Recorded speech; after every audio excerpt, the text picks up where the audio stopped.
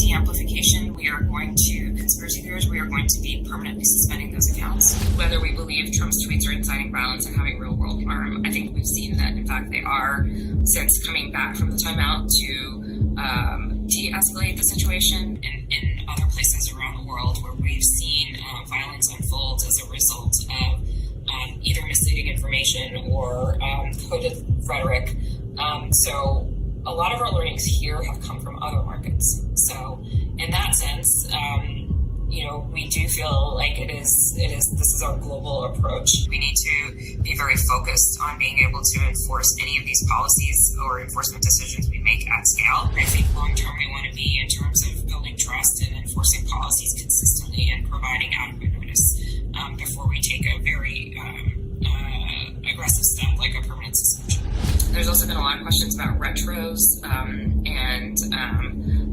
of course we're going to do a retro. I mean, we're in the midst of a retro around the election generally. This will be most definitely folded into it. What we saw Wednesday morning was really concerning to us, obviously. So a small team gathered from Trust and Safety. We were discussing the potential for violence to happen, and we decided to escalate our enforcement of the civic integrity policy and use a label that disabled engagements to stop the spread of potentially inflammatory content, which is the content around election interference, election fraud, stealing the election, that type of thing.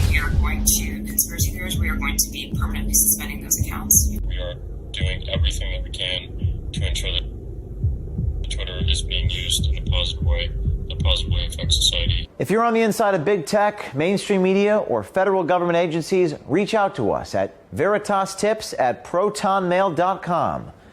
Be brave. Do something.